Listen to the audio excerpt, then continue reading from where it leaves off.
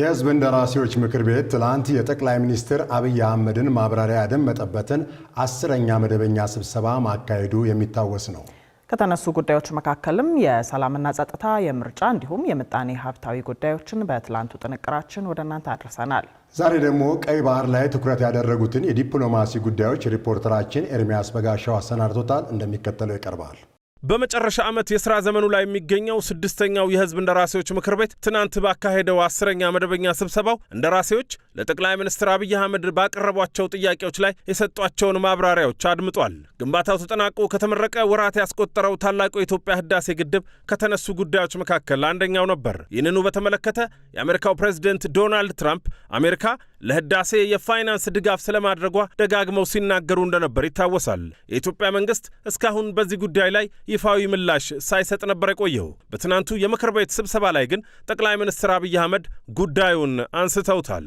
በህዳሴ ላይ አንድም ብር እርዳታ፣ አንድም ብር ብድር ኢትዮጵያ አልወሰደችም።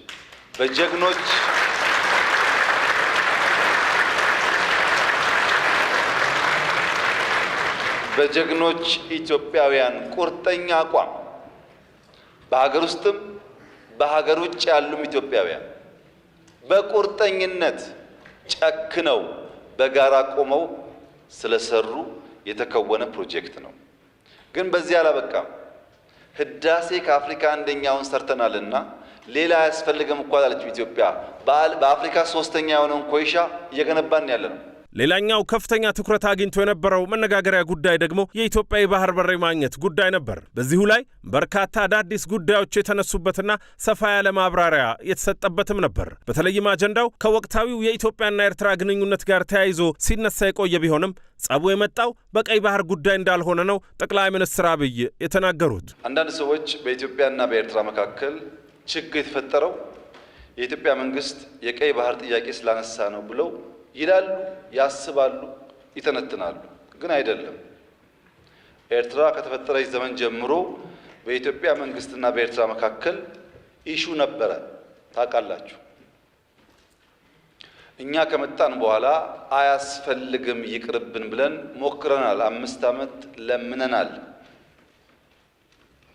ጸቡ የተጀመረው ብዙዎች እንደሚያስቡት የቀይ ባህር ጉዳይ ሲመጣ አይደለም። ጠቅላይ ሚኒስትር አብይ ቀጠሉና የኢትዮጵያና ኤርትራ ግንኙነት መካከል ችግር የተፈጠረው በሰሜን ኢትዮጵያው ጦርነት የኤርትራ ሰራዊት ትግራይ ክልል ላይ በፈጸማቸው ጥፋቶች እንደሆነ አብራርተዋል። በዚህ ጉዳይ ላይ እንዲነጋገርም መንግስት ልዩ መልእክተኞች ወደ አስመራ በተደጋጋሚ ልኮ እንደነበርም ለመጀመሪያ ጊዜ ተናግረዋል። የአፍሪካ ቀንድ ቀጠና እንዳይቀደድ የተሰፋ እንዳይጣመር የተቀፈደደ ነው በሚል ነበር በጠቅላይ ሚኒስትር አብይ አህመድ የተገለጸው።